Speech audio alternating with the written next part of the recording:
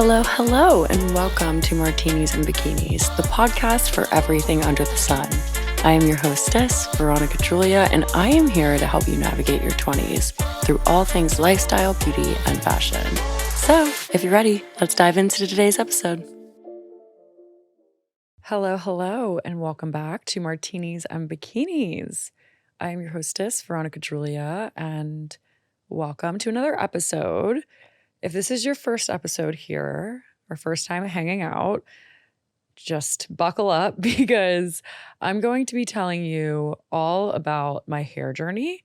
So before I get into everything, I honestly did not really plan this podcast. So I really wanted it to be organic and genuine. And this is something that honestly caused so many insecurities in my life. And I feel like I've talked about it briefly, whether it be like an ad or, maybe just little glimmers of my experience with like my hair journey. So I'm excited to kind of just like lay out the land and talk about it more in depth because I've had so many people ask me, how I got my hair to be from completely damaged, brittle, thin to what it is now. And I know I have my hair slicked back in a bun at the moment. So I don't really have much to prove. But if you're watching this via video, I promise I have very healthy hair now, which is very, very insane to me because I used to have extremely dry, damaged, just really sad hair. And I feel like as women and men, our hair is like a huge part of our just overall appearance. And it really just gauges our confidence levels for sure. I feel like it's a big part of who we are. And I think whenever we go through hair loss or thinning or changes to where our hair is affected, it can really cause issues in, regards to inner turmoil. At least that's how it was for me. Or, lack of confidence or, just feeling not like yourself. So let's just stroll down memory lane together. I remember whenever I was younger, I want to say early high school, I had the longest, most luscious hair. And I want to say it was down to my butt. Me and one of my best friends, Lauren, decided that we were going to have a competition of who could get their hair the longest. And I don't know, gals, if you guys remember this, but I feel like circa like 2013, it was like such a cool thing to have like super long hair. So I feel like that was like the healthiest my hair ever was. And obviously it was untouched, not super untouched. I think I started highlighting my hair at like 12 years old. And my grandmother, so her name was Peggy, and she really wanted blonde babies. So I remember my mom telling me whenever she was younger that my grandmother would bleach her and her sister, my aunt's hair in the bathtub. So I've grown up amongst a family of blondes and, we've just always all highlighted or dyed our hair or bleached our hair. So it was kind of customary for us, especially in South Louisiana, the Southern Belle, blonde hair, big hair type of look, pageant queen look. And I've been a blonde for as long as I can remember. I feel like, obviously whenever I was younger, I was born with blonde little ringlet curly hair. But as time went on, it obviously started getting darker. And I would say I'm more of a blonde naturally. So anyway, I want to say a little later in high school, I started highlighting my hair like crazy. And I was trying to get it as blonde as humanly possible to the point where it was like washing out, the way that I looked. It was like so white. And every single time I went into the hairstylist or the hair salon, I just wanted it to be blonder and blonder and blonder. And I feel like the person that I was going to was like, when is she going to get a grip? Because I felt like every single time I went in, I wanted to get even blonder to the point of like no return. So I don't know if I have any fellow, bleach blondes out there, but I feel like it's addicting. And essentially what ended up happening was I was in my little Tumblr, like hipster girl era, I want to say my junior year of high school. And I started dyeing my hair every single color in the book. Like I went red at one point, super dark brown, really, really, really blonde, like every single color in the book. And I dyed my hair red and I tried to get it back blonde. So if you guys don't know this and you're contemplating dyeing your hair red, if you're not a natural redhead, I would really rethink it because red is the hardest color to get out of your hair. It's also the hardest color to stay in your hair. So whenever you dye your hair red as a blonde, it's going to leave your hair very easily. But at the same time, if you want to go back a different color, it's going to still have that red hue. So it took about, I want to say like really 7 times for me to go in and bleach my hair for it to be actually blonde again without any red undertones. So I was like a strawberry blonde for like a hot second, but that transition going back to blonde absolutely damaged the like ever living hell out of my hair. And I remember going to college and my hair was super short and it was damaged. It was dry. I was also treating my body like absolute shit. It was bad. I was feral, but I feel like that was what it was supposed to be like for me, at least. That was part of my college experience. But, you know, whenever you're treating your body really terribly and you're not fueling it or exercising, it can actually make a huge impact in your hair health. So I'm grateful for my experience, but at the time, obviously wasn't benefited. But at the time, it obviously was not benefiting my hair journey. So I want to say I really got into my hair health during COVID. And I feel like a lot of people had that similar experience because there was a lot of downtime. We weren't going to the hair salon as often because obviously we were in a lockdown and everywhere was closed.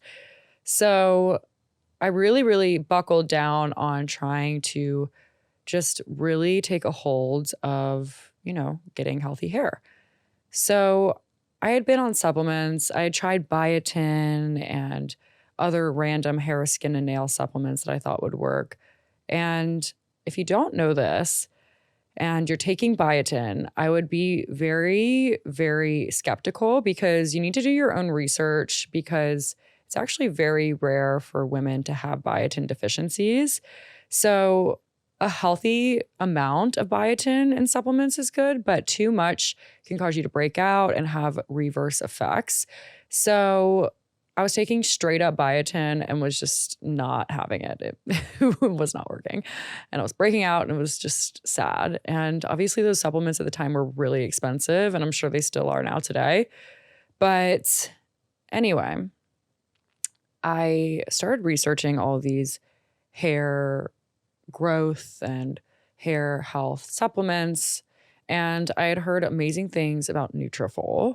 And I know that people have really great experiences with it. I've actually never tried it, but I was researching Nutrafol and I came across Wellbell. So I feel like Wellbell obviously has incredible influencer marketing. So sometimes whenever brands have really great influencer marketing, it can kind of sway a consumer from being like, oh, like, does this actually work? Or, you know, is that something they're being paid for and paid to talk about?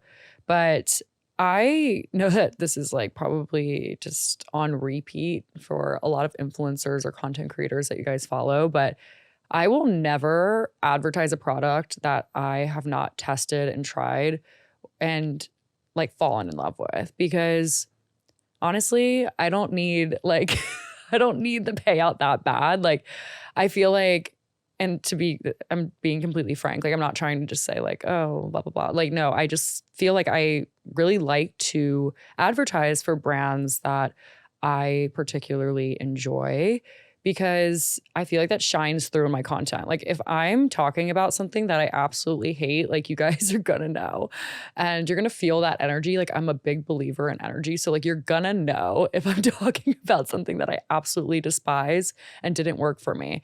And I feel like with Wellbell, like you can literally go back to my highlight on Instagram. It's titled Wellbell and my hair like glow up is insane. And I have so many friends from college and growing up that are like, what the hell did you actually do? And I'm like, I actually took Wellbell and I still take it every single night, 3 supplements a night for, I want to say, the last 3 years now.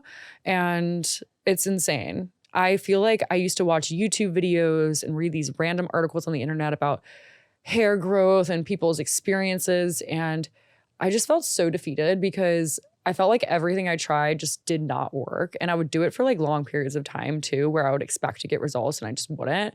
With Wellbell, I got results within like the first 2 to 3 months. And I want to say, like, growth wise, it probably took 6 months. And it's weird because I've had people message me and I've turned them on to it that are like, Veronica, my hair feels like silky smooth. Like, it feels like someone messaged me once and said, you know, those dogs that just have like viciously smooth fur, like that's what it feels like. And I'm like, I've never heard somebody explain it so amazingly, but that's exactly what it's like. So yeah, that absolutely changed the game for me. So I found that during COVID because I was kind of just, you know, weighing the pros and cons of Nutrafol versus Wellbell, and I started doing some research and some digging, and Wellbell was actually developed by a functional medicine doctor, and his name is Dan Yedigar. I don't know if I'm pronouncing his last name correctly. I want to have him on the podcast, so maybe I can convince him to come on, or somebody else from the Wellbell team. But he's a Harvard-trained physician, and he created the supplement because his younger sister started having hair loss, and he wanted to find a solution that was backed by science. And even on their website, they have all of these like clinical trials and studies of every single ingredient that is put into this capsule and the supplement. And now they have Wellbell for men, Wellbell for women, Wellbell for, you know, senior women. It's called Wellbell Plus. So literally any stage of life, they have a product for you, which is amazing. And it's like so tested and studied, which I feel like is so important for me whenever I'm taking supplements, to like make sure that it's like actually okay for my body. And they have a little tiny bit of biotin. So they realize that it's actually really rare. So they put a little tiny bit that's not going to affect your skin or, you know, anything else. It's just going to like boost the supplement in case you do have a deficiency. So that's what I loved about this particular product. But I also have done some other things to make sure that my hair stays healthy besides Wellbell. I want to say that that is like the cream of the crop, but obviously, you know, I'm doing other things as well. And that is my golden nugget 100%. But I'm just so grateful for the product. And I do want to share some other things that I do to keep my hair healthy. Also, side note, Wellbell is a lot cheaper than most hair growth supplements. So that's why I ultimately chose it. And I literally was just a consumer. Like, I bought the product. I used it for, I want to say like 6 months. And I posted my results on social media, and they reached out to me and they were like, Veronica, this is amazing. Like, we would love to feature this on the website. And I was like, absolutely, we should work together. And I ended up being their first ambassador ever. And now it's like Elsa Hosk is representing them, and all these like incredible like celebrities that are now moms that had extreme hair loss because of their pregnancies and their birth. So yeah. Anyway, moving on. I am so grateful for the clean girl aesthetic. And I hope it never fucking goes out of style, because I am going to be absolutely fucked. Because I want to say the majority of the time I have my hair slicked back like this in a bun. So right now I have like, I don't know if you guys have seen in the grocery stores or the drugstores that like olive oil like can. It's like a can of gel. And one of my friends told me about this, and she basically puts it in her hair and she will put her hair back in a bun. You can use like any type of brush. I think a boar brush is really great for it because it smooths it really easily.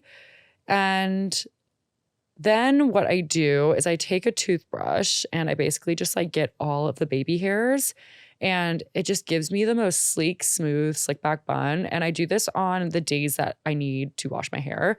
I only wash my hair, I want to say, once a week. And that's because our hair and our scalp needs to be stimulated by the natural oils in our hair. So if you wash it and you overwash it, basically your hair is going to get dry, and it's not going to have the natural oils that your hair and your scalp needs for growth and for healthy hair. So I know a lot of people have like oily scalps, and obviously, wearing your hair down for days at a time is not going to be the most, aesthetic thing in the world. So that's why I love gelling my hair back in a ponytail or in a bun. And I'll do this for like a few days. Sometimes I will actually put a leave-in treatment too, and I'll just do it overnight. And the next morning, I'll just like slick my hair back in a bun. And I know it sounds kind of gross, but I think this time of, dirtiness can actually be really cute, and you can experiment. Sometimes I'll do like a little ponytail and I'll braid the end of it and have that little like soccer girl like ponytail braid. And yeah, it's been fun. It's been fun experimenting with like gelled back hairstyles and like ways to like make yourself look more put together whenever your hair is actually filthy. So I do that. I am really just particular about the products that I put in my hair. So I'm actually very simple. I don't use a lot of different like serums or mousse or anything like that, even whenever I'm styling my hair. So for shampoo and conditioner, I love Bondi Boost or Bondi Boost. I used that a few years ago and I loved it. It smells amazing. I'm using Hairstyles right now.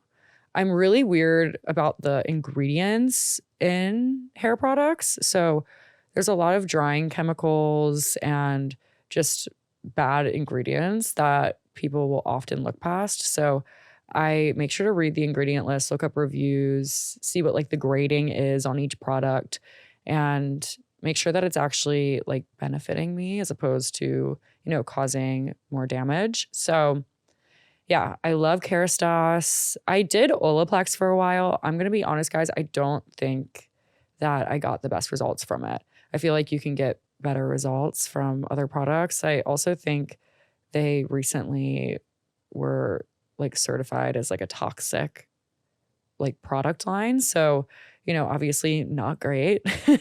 And if it has carcinogenic ingredients in it, you don't want it touching your scalp, like absorbing into your brain. I don't know if that's how that works, but it seems like that's how it would. So yeah, I'm really particular about what products I use. I pretty much use a shampoo, conditioner, and maybe the Way leave-in treatment. It's basically just like a spray conditioner. I also love the Christophe Robin. It's like a blue mask for blondes. So it actually has a little bit of toner in it. So I'll do that maybe every other week just to kind of give my brassy blonde a little glow up. And it's on Amazon. All this stuff is on Amazon. I'll actually link it in my storefront for you guys and I can put it in the show notes. But yeah, I love like scalp massagers. I haven't used one in a while, but I think that's great for stimulating hair growth. And what I actually do when I shampoo is I lean my head over. So I'll lean over and I'll massage the shampoo into my hair like while I'm leaning down. So if you're watching via video, like I literally go like this, like all the way down, and I massage my scalp with the shampoo, and I will shampoo twice because I think it's kind of like double cleansing your face. So you obviously want to just get all of like the dirt out of your scalp and, the buildup from product. And then you want to actually go in and give it that deep clean. And that's actually a lot of like hairstylists' secret trick for getting like a good blowout is making sure that they double wash. And it just like gives you like a bouncy, more clean look. So I've had friends that are hairstylists tell me that that's their little secret tip. So yeah, I double wash and then I only put conditioner on my ends.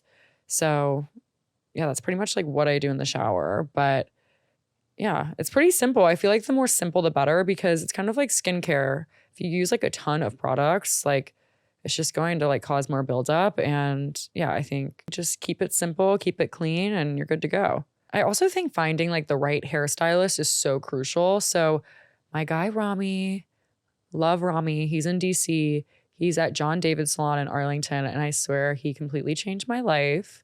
And I don't think I can really go to anybody else. I've tried and I just miss Rami. So I'm literally going to DC next week so that he can do my hair. And I'm so excited to see him. And he just does the most beautiful layer cut too. So he told me that I should probably be going in like every 3 months to get my hair cut or trimmed. And I haven't trimmed it or cut it in a while. And I can honestly see it breaking at the bottom. So yeah, I think I need to go in for a trim next week as well. I already scheduled it. So excited. I also only color my hair now every 6 months. And I tell my stylist, hey, I want to make sure that I don't come in as much as humanly possible. So I'd like to start doing like a balayage to only have to come in every 6 months and kind of have that shadow root look. So that way, whenever it grows out, it still looks natural and it doesn't look like, I have these like harsh, like growth lines. So that's what me and Rami do. We do a blonde balayage, where I do have like a darker root and then it kind of blends out into like this like really beautiful blonde. And I think that has definitely helped my hair, because I think whenever you bleach it over and over and over again, obviously leads to damage. And I'm grateful that I can still color it, but have a more sustainable approach. And you guys know I love treating myself to blowouts. And I love the app Glam Squad. It's so convenient because I used to go to Dry Bar all the time. And I mean, if you find the right stylist there, you can get a really good blowout. But I felt like probably 50% of the time that I went there, I was getting yanked and pulled all over the place. So I really love Glam Squad for that reason, because they're really well trained and they come to you. So you basically use all of your favorite products. You wash your hair 15 minutes before they arrive. You just book through like the app or their website. They also have like makeup application, nails, like literally anything you can imagine when it comes to getting glammed. But I love getting their blowouts because I just meet my glamour at the door, show her a little inspo photo, and you really find people that you click with and that you vibe with, and you can hire them over and over and over again to come to your home. So you can wash your hair 15 minutes before, like I said, use all of your favorite products, meet the glamour, show them an inspo pic, and then you have like a blowout that's beautiful and fresh within 45 minutes. So amazing. It makes me feel so confident. And I feel like treating yourself to blowouts is literally like the price of a cocktail. So like some places are like $25. Like I found places here in New York and Chinatown that are literally $25 to get a blowout. And cocktails here, they cost like $25 to $30. So I feel like if you want to spend your money towards that and feel confident and amazing and refreshed, 10 out of 10 recommend. I feel like it's a great way to treat yourself and just have a different form of self-care. And I swear getting a blowout will like absolutely make you feel like the hottest person alive. I don't know what it is, but I just feel like a completely different person whenever my hair is done and just like looks like voluminous and just honestly stunning. And what I do is I ask them for lots and lots of volume. Like I'm talking Texas volume with body on the end. And chef's kiss. You can also ask for like a bombshell blowout. Love that vibe. Or even like a straight with like body on the ends where it like curves in and it like really frames your face. It's incredible. But yeah, that's pretty much it about my hair journey. Nothing like really that spectacular besides Well Bell and, just some other little golden nuggets in there. But I am just so grateful that, I was able to conquer that insecurity, and it truly wouldn't be possible without all these amazing brands and services and products. So yeah, I hope you guys got some sort of information from this. If you are struggling with any insecurity when it comes to your hair, or, you're looking to find new products that will actually help as opposed to feeling like you need to sort through all of the noise. So I'm just so happy to be able to share this information. But remember to like, rate, and subscribe to this podcast if you liked this episode. You can also follow me at Veronica Droulia. That's VeronicADroulia. And you can follow us at Martinis and Bikinis Pod. That's Martinis and Bikinis Pod on Instagram and TikTok. So yeah, love you guys and have a great weekend, and we'll talk soon. Cheers. Truly, most of the time, you are not there for no reason, and you're not where you are for no reason, and you have to just remind yourself that. And that's what I remind myself, and then I feel a little bit better. Think of what you can do to just slow down your heart rate, make yourself feel a little better, going on a walk, meditating, Pilates class. You're manifesting, you're setting yourself up to start that journey of whatever you're manifesting.